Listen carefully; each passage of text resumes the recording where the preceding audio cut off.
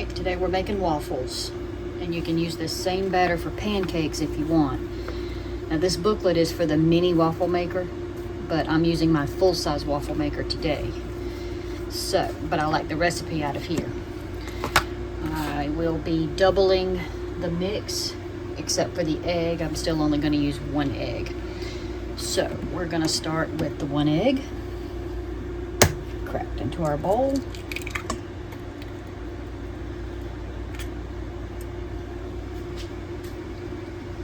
To that, we're going to add 2 cups of buttermilk or milk. I use buttermilk, but you can use milk for sure.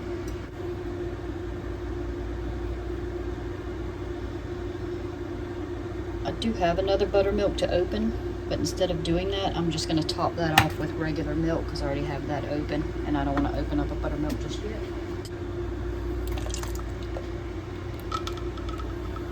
Okay. But basically, you're going to put all your liquid stuff in first. It's not in the recipe, but I'm adding vanilla. I'm going to put in, all right, let's see, we also need 2 tablespoons of melted butter or vegetable oil. I'm not going to put quite that much in because I always butter in between each waffle, my waffle iron. So I'm only going to put in 2 teaspoons of oil. Sometimes I don't put any oil. Okay, I'm going to use some homemade vanilla extract here. Only about a teaspoon, even though this is much better than the commercial one. But I'm still just going to use about a teaspoon. Alright. We're going to whisk that up, and then we're going to add our flour, baking powder, and cinnamon. Baking powder will be for this mini waffles. I like to make this mini because they will freeze them. If they last that long, they'll freeze them and then toast them. And it's just a quick and easy way to have breakfast. So, all right, it's gonna be it'd be 4 teaspoons of baking powder because we're doubling this. So,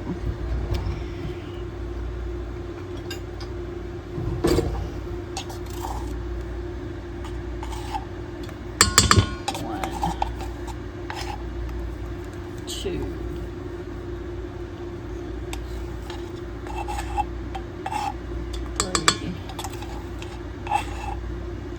4.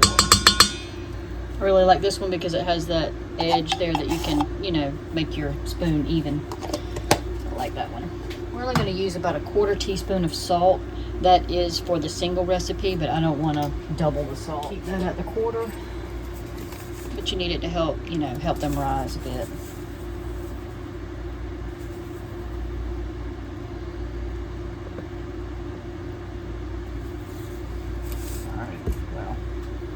Kind of botched that up, didn't I? Just didn't want to come out, and now I just spilled it on the floor. At least I didn't throw it over my shoulder, but maybe I should. Alright, so I'm going to add in a full teaspoon of cinnamon, which of course is also not in the recipe. This is just my preference. Add clove, pumpkin pie spice, whatever you like. In fact, we like cinnamon, so I think since it's a double batch, we're going to put in 2. Okay, that's it besides the flour, which we want 2 cups now. And I use unbleached. I know that's not what's on the tag, but that's what I use when it's available, which most of the time it is. 1/2 cup. 1 cup. 1 1/2. 2. It's my big one. Also a dash. Or made by Dash. The little one is too. Alright, so we're going to plug it in, and this you just plug and it's on. There is no on and off button, so that's why I didn't plug it in sooner. It gets really hot and it'll pop and crack and all that. I have a stick of butter sitting here because I will keep cutting off pats and putting it down in the grooves, usually after each one. Sometimes I'll skip one in between. But that's why sometimes I don't even add oil to my mix. Just want to show you I forgot the sugar, 2 tablespoons. My waffle iron is popping over here, so I know it's good and hot. I don't have a lot of space to back the camera up, but I would like to back it up if I could. Let's see if I can position it right. Because because I had it sitting on that edge there in front of the waffle maker, and that just wasn't really the best option. Alright, because I'm afraid when I open the lid it might not fit. It might bump the microwave there, so. Alright. So I'm going to add a little butter, not a whole lot. What I try to do sometimes is poke it and hold on to it without stabbing I don't want to scratch my waffle maker. So I just kind of go around it like that. I don't want to overdo the butter, but I don't want my waffle to stick either. I'm just going to give it that much. Okay, this is our batter.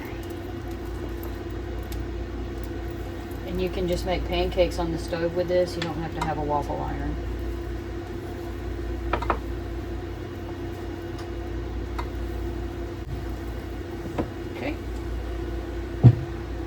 Really trial or error when it's done. The lights don't really work and tell me anything, so I'll check it after a few minutes, and when I like the color of it, then it's done. Alright, we got some popping and a popping going on. I'm about to use my other spatula on something earlier, so let's see what we got going on.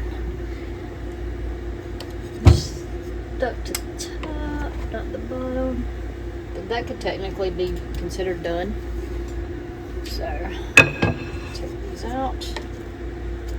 I like to just put this underneath it and pull the whole thing out onto a plate. If you overfill it, yes, it will ooze out the back or over the sides and things like that. This one holds much better than the little one does as far as that goes. The little one, it will just ooze out the front. Even though it disperses when you close the lid, I still like to give it a little guidance there. So with the rest of the batter here, I'm going to add miniature chocolate chips. Semi-sweet. So I did end up adding some pats of butter to the top of these. I usually do that. So there's our second batch of non-chocolate chips. And butter, little Buddha. Could probably use a little less than what I have been, but sometimes I can't pick it back up and it just melts. Alright. Chocolate chips, batter.